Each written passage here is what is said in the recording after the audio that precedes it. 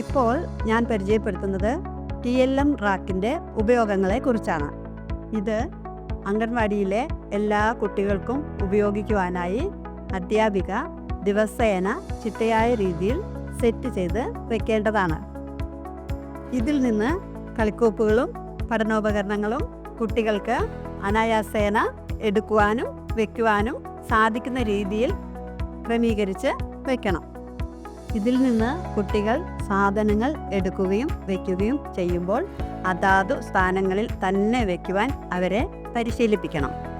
ഈ പ്രവർത്തനത്തിലൂടെ കുട്ടികളുടെ ഓർമ്മശക്തിയും ബുദ്ധിശക്തിയും കൃത്യനിഷ്ഠയും വളരുന്നു.